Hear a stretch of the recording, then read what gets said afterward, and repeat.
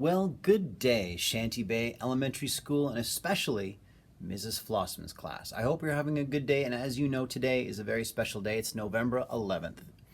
Where did it all start? Remembrance Day. Well, it started in a place just like this.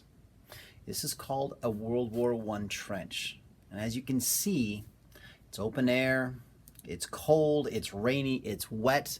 You have a lot of elements that you have to contend with. You have lice, you have rats, you have all sorts of things that make fighting war even more horrific. On the 11th day of the 11th month, 1918, this war ended.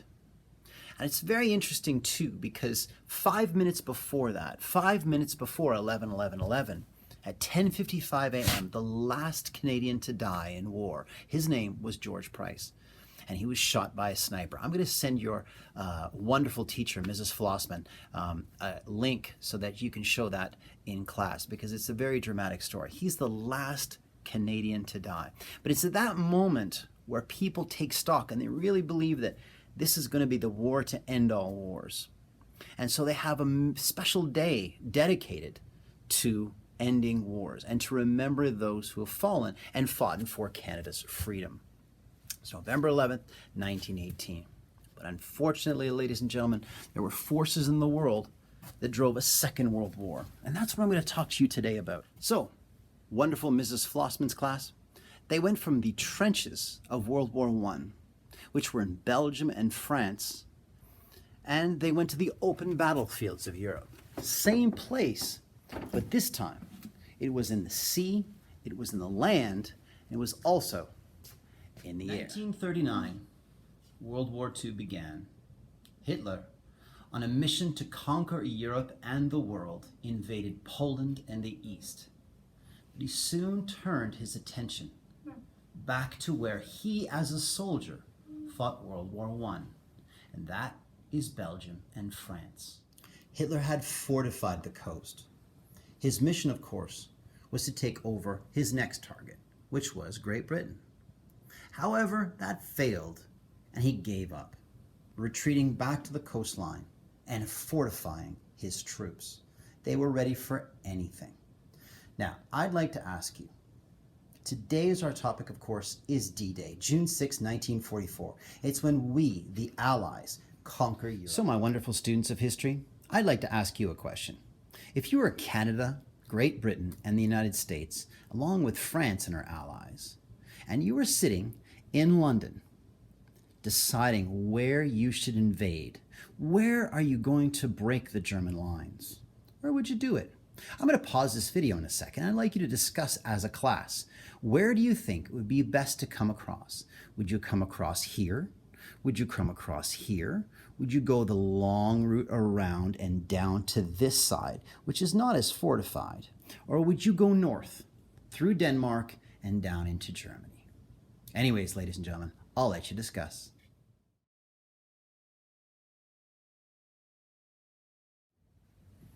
All right. So, you know where they came across. You know there were 5 beaches. In total, 1 million men came across the largest sea invasion in human history. It was a marvel of engineering. It was a marvel of bravery. June 6, 1944. 5 beaches. One of those beaches was Canadian. It's called Juno Beach. We actually realized our target before anyone else. But I want you to think for a moment. Think for a second how difficult it would have been to land here on this beach, to run all the way towards the German position. All the while, the Germans are shooting you from the bunkers down onto the beach. It must have been terrifying. And you're probably asking yourself, well, why did they let them off so far away? Well, you see, they had to wait for the tide to go out. You see, the Germans had put obstacles like element seas and ramps that did not allow personnel ships to come ashore. So they had to let you out far down the beach. You had to run through here, through these obstacles. Then you hit the things that were called hedgehogs. These were the steel barriers that wouldn't let tanks on the beach. Once you made it to here, then you had to keep running up the beach to where the high water mark is, or the shingle. And there you stayed. You regrouped, finding men from this company and that company. You see in a lot of cases, the commanding officers were killed. They had to gather their ammunition, and then they had to cross this shingle. But this shingle was mined. You see, the watermark, the high water mark at high tide comes to here. I know a lot of you have been to the beach. You know about tides. They go in, they go out. And they could not put mines where the water is. But above that, they put mines. And this is a complete minefield. So they had to disable the minefield, then cross the shingle and get up somehow into the bunkers of the Germans. All the while, they're shooting you with machine guns. June 6th, 1944. I want you to think about that, how you would have felt running up this beach, the chaos, the confusion, the fear. Because of the actions of those men on D-Day, we were able to break the German lines and liberate France. Okay, Mrs. Flossman's French class, now it's your turn. I'm going to send you a series of documents, and I want you to look at them. They're all in French. Of course they are, because of course the Americans and Canadians had to produce French documents for the population. Here is a document to the people of France from the President of the United States, soon to be President of the United States, of course, Dwight D. Eisenhower. He is in fact in charge of the landing forces in Europe. The following is a series of pamphlets that familiarize the French population with the liberating forces of the United States. It shows uniforms and ranks and explains what the American Army, how it functions, and what it's doing there. Also, the Americans issue their soldiers French currency so they can spend while they're there. What these men had to endure, what they were up against, seemed insurmountable. If we look at the weapons used, well, here's something. I'm going to ask you, what do you think this is? All right, a little class discussion, and I'll be back in a moment.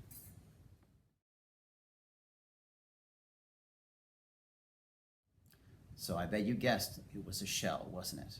Of course. Now, where did it come from? Well, here in Southern Ontario, Shanty Bay, we have a museum in our classroom, and we're open, well, when there's no COVID, twice a year. People come and look at our artifacts. We have over 1,100 artifacts, like the shell and what was in the shell. And this I want to show you too. Can you guess what that is? I think you probably know.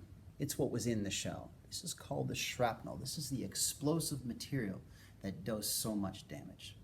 And that's what these men and women had to deal with. Bullets and bigger bullets. And they were flying everywhere. Now, this is a grenade. And we, on our side, had what's called a pineapple grenade. Don't worry, the guts are taken out of it. It's inert. And how it works is you pull this pin here, you grab this, and you throw it. You always lob it because, of course, you want a high arc. That's how the Canadians attacked the Germans. Strangely enough, the Germans had a different type. They had a stick grenade. And the stick grenade, some say, is easier to throw than the pineapple grenade.